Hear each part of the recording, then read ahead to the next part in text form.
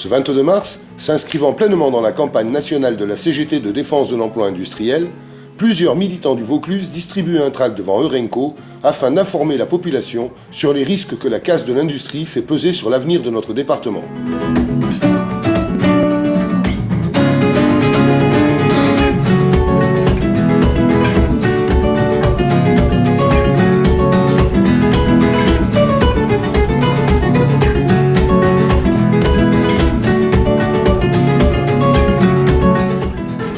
Des problèmes qui se situent au niveau des augmentations de salaire.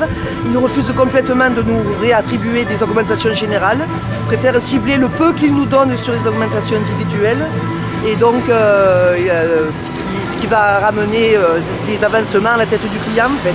Ce que veut forcément le patronat, je pense qu'il y a quelques dizaines de CDD donc qui sont solidaires je pense du mouvement, mais qui ne peuvent pas participer au mouvement de grève par crainte de représailles.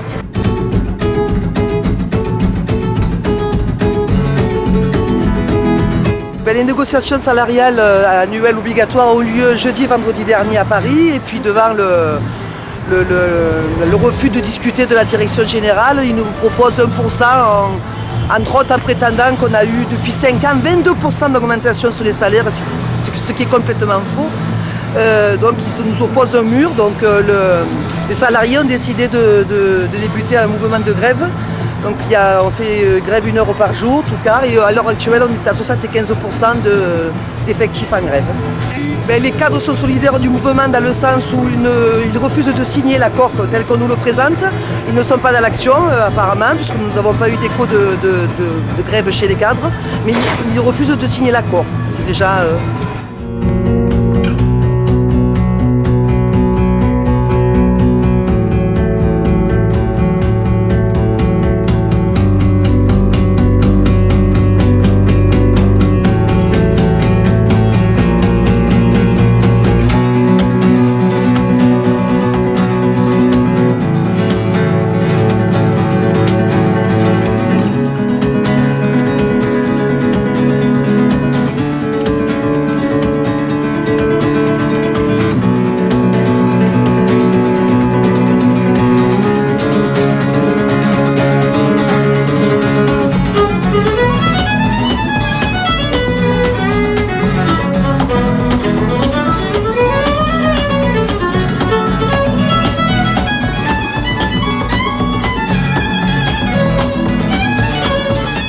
Quelques 3000 tracts plus tard, tout le monde se retrouvait devant l'usine Continental Nutrition. Les salariés, en lutte depuis 6 mois et occupant l'usine depuis 57 jours, recevaient le soutien de nombreux syndicats du département au cours d'un pique-nique de lutte. L'occasion, pour Gilles Fournel, de revenir sur les 10 propositions de la CGT pour développer l'industrie en France et dans le département.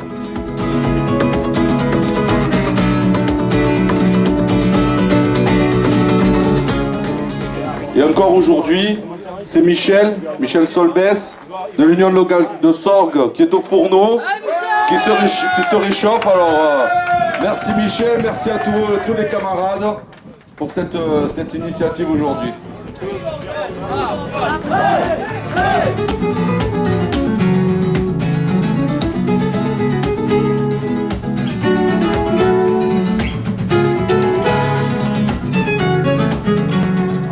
Pour vous dire quand même pourquoi on a fait ce rassemblement devant l'entreprise Continental Nutrition, c'est pas symbolique, hein, ça fait partie des rendez-vous que nous avons lancés sur l'Union départementale depuis 2007, hein, en campagne sur la sauvegarde et le développement de l'emploi industriel, donc sur notre département.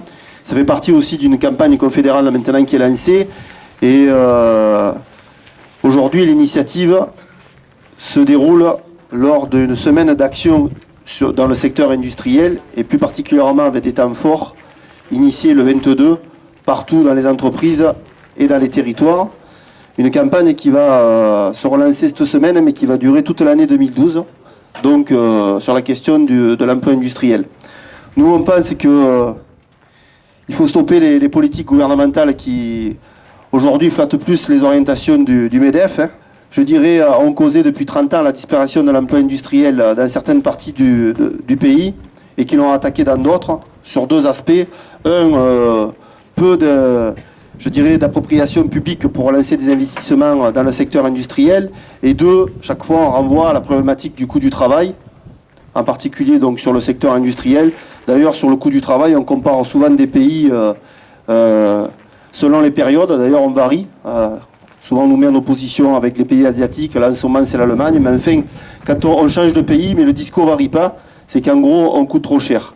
On a une argumentation très poussée à la CGT qui montre que c'est le contraire, puisqu'on reste quand même les salariés les plus productifs du monde à l'heure à travailler. Et il y a eu des gains de productivité énormes en 20 ans dans le secteur industriel. Donc on voit que ce sont des discours qui ne tiennent pas. Et aujourd'hui, ce qui nous incombe, c'est surtout d'inverser les tendances, d'avoir une meilleure répartition des richesses et bien évidemment réinvestir dans l'appareil productif, dans les salaires, dans les qualifications, dans la protection sociale, ce qui fait qu'aujourd'hui, y compris, on est les plus productifs parce qu'on a un système de protection sociale qui permet aux salariés d'être bien sûr soignés correctement et d'avoir une bonne productivité à l'entreprise.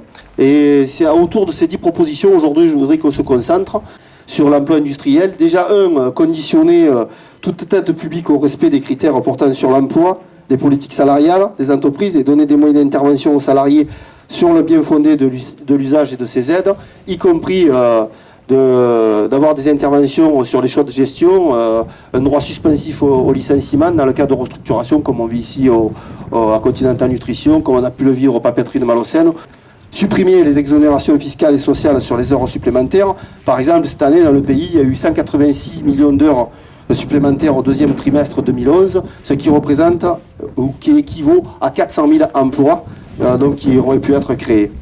Un autre point, il faut aussi agir sur les salaires et nous revendiquons l'ouverture immédiate des négociations annuelles obligatoires là où ça ne se fait pas, mais aussi pas que dans les grosses entreprises, mais dans les plus petites, puisqu'il y a de nombreux sous-traitants qui travaillent pour le secteur industriel. Il y a 45% des entreprises du Vaucluse qui travaillent pour les plus grosses entreprises de ce département, où des négociations obligatoires n'existent pas, des fois. Il n'y en a que 15% qui ont la chance de bénéficier de pourtant une mesure, et c'est une loi qui obligerait normalement les employeurs et qui oblige les employeurs à tenir des négociations annuelles obligatoires, et pourtant ils ne s'y conforment pas.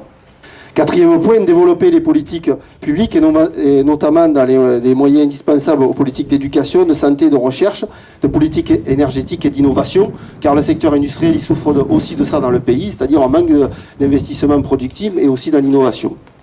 Stopper les suppressions d'emplois, là ça va sans dire, et voire créer des nouvelles filières pour développer le secteur industriel. D'ailleurs, sur la région, nous travaillons à une nouvelle filière de déconstruction des navires, par exemple, en fin de vie. Et on voit que ce serait porteur de nombreux emplois, 1000 emplois directs, avec toutes les déclinaisons que ça pourrait avoir, mais aussi dans la fonction publique et dans les services publics, parce qu'on sait qu'un territoire se développe industriellement, là où il y a des services publics, là où il y a un aménagement, des infrastructures cohérentes pour développer les secteurs industriels. Contraindre aussi les entreprises à examiner sérieusement toutes les alternatives au licenciement, je le disais, en élargissant les pouvoirs d'intervention des salariés, mais aussi ce serait par la loi qu'on pourrait donner des moyens supplémentaires. Réformer, bien évidemment, la fiscalité dans notre pays en profondeur. On voit aujourd'hui que les dernières mesures qui ont été prises par ce gouvernement favorisent les revenus du patrimoine et les revenus du capital, plutôt que ceux des salariés. Et enfin, nous, on considère qu'il faut créer un pôle public financier pour aider les entreprises à développer l'emploi industriel et des mécanismes de crédit qui permettent, y compris aux PME, de pouvoir se développer. Au plan européen et international, enfin, taxer les mouvements spéculatifs des capitaux et mettre en place un fonds européen de solidarité sociale et de développement économique pour financer le développement social et la réduction des inégalités à l'échelle de l'Union européenne et arrêter de rester sur le dogme de la concurrence libre et non faussée qui aujourd'hui servent plus les intérêts des capitaux que des salariés. Voilà un petit peu ce qu'on avait envie de dire aujourd'hui.